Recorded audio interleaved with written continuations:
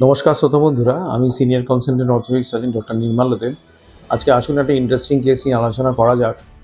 একজন 50 years old female patient, about 50 years. তো উনি পড়ে যান ওনার বাড়িতে পা মুচড়ে, এবং ওনার হিপ জয়েন্টে বলটা ফ্র্যাকচার হয়ে যায়। তো এইটা প্রায় হয়েছিল আজকে থেকে প্রায় 1.5 বছর আগে, অ্যাপ্রক্সিমেটলি দ্যাট টাইম। তখন আমার কাছে নিয়ে আসে, উনি হাঁটতে পারছেন না, পাও তুলতে পারছেন না। তো আমি সব কিছু এক্সামিনেশন করে হাসপাতালে ভর্তি করে ইনভেস্টিগেট করে ওনাকে অপারেশন করে দিই। অপারেশন করে বলটাকে রিপ্লেসমেন্ট করে দিই। তারপরে উনি আস্তে আস্তে ফিজিওথেরাপি করে রিকভার করেছেন ফুললি। ওনার নিজের কাজকর্ম সব কিছুই করতে পারছিলেন, এ টু জেড যাবতীয় কাজকর্ম, বাইরে যাওয়া, গাড়িতে ওঠা নামা, সব কিছু, বাজারে যাওয়া, সব কিছুই করতে পারছিলেন। কিন্তু আনফর্চুনেটলি ওনার সাথে একটা ইনসিডেন্ট হয়ে যায়। উনি আবার পড়ে যান, বাড়িতেই পড়ে যান, বাথরুম থেকে বেরোনোর সময় উনি পড়ে যান। পরে অন্য সাইডের হিপ জয়েন্টটা ফ্র্যাকচার হয়ে যায়। এইবারও আমার কাছে নিয়ে আসে, হাসপাতালে ভর্তি করে ইনভেস্টিগেট করে ডিসিশন নিয়ে পেশেন্টের ক্লিয়ারেন্স করে আমি টোটালি রিপ্লেসমেন্ট করে দিই ওনাকে।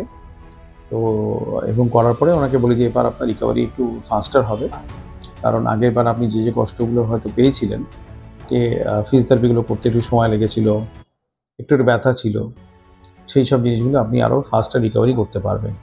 এবং সেই মতন করে উনি ফিজিওথেরাপি ভালো করে উনি কুইকলি মোবিলাইজ করেছেন। প্রায় 2 থেকে 3 সপ্তাহের মধ্যেই উনি সিঁড়ি দিয়ে ওঠানামা করছেন এখন, সার্জারিটা হয়েছে। আর ভালো করে এক্সারসাইজ করছেন, বাইরেও একটু হাঁটাচলাগুলো করছেন।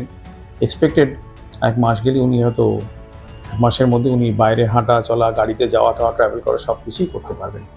ফিজিওথেরাপিটা স্লোলি প্রোগ্রেস করছে ওনার জন্যে। আমি ফিজিওথেরাপিটা ওনার মতন করে সাজিয়ে দিয়েছি যাতে ওনার পেশেন্টের কোনো অসুবিধা না হয়। আমার থেরাপিস্টরা, এক্সপার্ট থেরাপিস্টরা, তারা টেক কেয়ার অফ করছেন পেশেন্টকে। এবং পেশেন্ট রিপ্লেসমেন্ট করার পরে দুটো সাইডে খুব হ্যাপি। এবং উনি সেটা প্রকাশ করেছেন। এটা সাবসিকুয়েন্ট ভিডিওটা আপনারা শুনবেন আপনারা।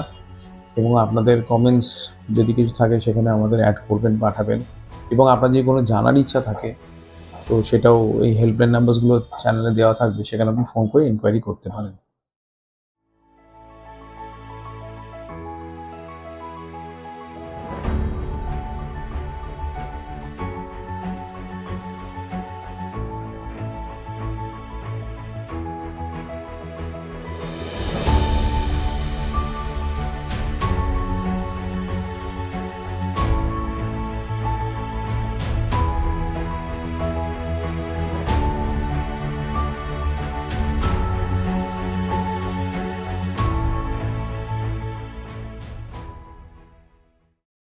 আমরা আপনাকে 100% হেল্প করার চেষ্টা করব।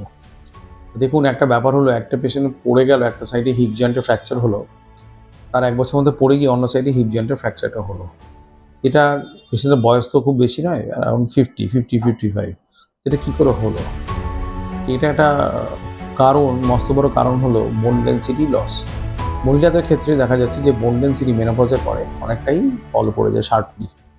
তাতে তাদের মানে পড়ে গেলে সহজে হাড় ভেঙে যাওয়ার একটা টেন্ডেন্সি তৈরি হয়। আমরা ডেক্সা স্ক্যান করে সেটা ক্যালকুলেট করতে পারি, এবং মেশিনটা অনেক সময় 10 ইয়ার ফ্র্যাকচার রিস্কটা বলে দেয়। তো এরকম জিনিস থেকে বাঁচবার একটাই উপায় হলো যে অস্টিওপোরোসিস থেকে প্রিভেনশন টাইমলি বছরে একবার করে একটা ডেক্সা স্ক্যান করা, এবং একটা বেসলাইন ডায়েট, একটা এক্সারসাইজ মেনটেন করা, তার সঙ্গে ক্যালসিয়াম ভিটামিন ডি সাপ্লিমেন্টেশন করা। এবং যদি ডেক্সা স্ক্যানে কোনো অ্যাবনর্মালিটি পাওয়া যায়, সেই অনুযায়ী অস্টিওপোরোসিসের ওষুধগুলো নেওয়া বা খাওয়া। অস্টিওপোরোসিস ওষুধগুলো is not only calcium vitamin D, আমি বারবার বলেছি। অস্টিওপোরোসিস ওষুধগুলো একটু ডিফারেন্ট, অন্যরকম হয়। সেগুলো আপনি যেখানে যাবেন আপনার ডাক্তারবাবু আপনার সমস্ত কিছু সম্বন্ধে নলেজ দেবে, এবং আপনারাও পড়াশোনা করে নিজেদেরকে এনলাইটেন করতে পারেন।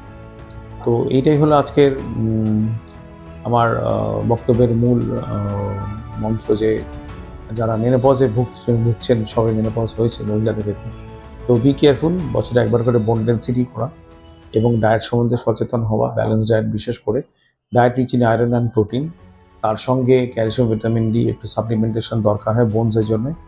এবং বছরে একবার করে ডেক্সা স্ক্যান করে দেখে নেওয়া যে আপনাদের কোনো ডেফিসিট আছে কিনা, সেই ডেফিসিট অনুযায়ী সেরকম করে হরমোন বা ওষুধ খাওয়া। তাহলে হয়তো আমাদের পড়ে গেলে এই আননেসেসারি এই যে পেশেন্ট যে ট্রাবলগুলো যেগুলো হয় আর কি, একটা ফিজিক্যাল এবং সাইকোলজিক্যাল, সেই ইম্প্যাক্টগুলো আপনাদের মধ্যে আসবে না। আজকে এইটা বলে আমি এখানে বক্তব্য শেষ করছি। বা আপনাদের মনে অনেক প্রশ্ন থাকবে, সেটা চ্যানেল হেল্পলাইন নাম্বারগুলো দেওয়া রয়েছে, সেখানে আপনারা ফোন করে আমাদের জানাবেন, আমরা আপনাদের 100% সেগুলো উত্তর দেওয়ার চেষ্টা করব। আজকে শোনার জন্য অসংখ্য ধন্যবাদ। নমস্কার, থ্যাংক ইউ।